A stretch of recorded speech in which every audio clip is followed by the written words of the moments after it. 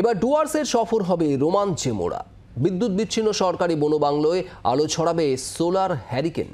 জঙ্গলের ভিতরে পর্যটকদের জন্য রাত্রি যাপনের সুবিধায় রয়েছে সব রকম সুবন্দোবস্ত। বহুদিনের প্রতীক্ষার পর খুলছে রামসাইয়ের রিসর্টগুলি। শীতের মরশুমে পর্যটকদের জন্য চমক নিয়ে হাজির বন দফতর। ডুয়ার্সের জঙ্গল সফর হবে এবার আরও রোমাঞ্চকর। জঙ্গলের ভিতর রাত যাপনের বন্দোবস্ত করেছে বন দফতর। বহু প্রতীক্ষার পর ফের খুলে দেওয়া হয়েছে জলপাইগুড়ির ময়নাগুড়ি ব্লকের রামসাইয়ের কালীপুরের সরকারি রিসর্টগুলি। রিসর্টগুলিতে বিদ্যুৎ না থাকলেও থাকছে সোলার হ্যারিকেনের ব্যবস্থা। গরুমারা ফরেস্টে এসেছি, খুব ভালো লাগছে। আর বিশেষ করে ভালো লাগছে এত গাছপালা দেখে। অবশ্যই এতদিন বন্ধ ছিল তো কি হয়েছে, এখন খুলে গেলে অবশ্যই ছুটি পেলে আসবো, এসে থাকবো।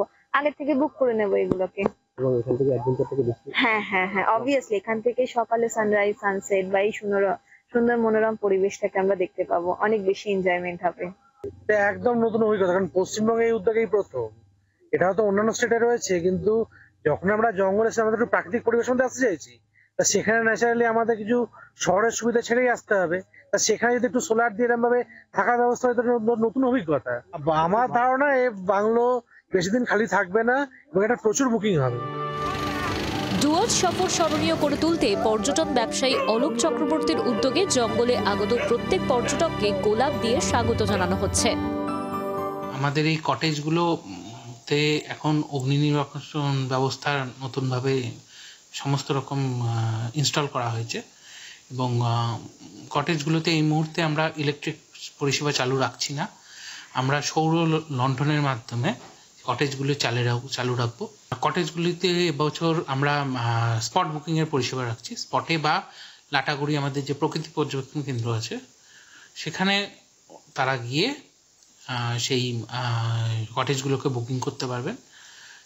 বুকিংয়ের রাশি আগে যেটা ছিল 2200 টাকা প্রায়, এখন সেটা কমিয়ে 1200 টাকা করে আনা হয়েছে।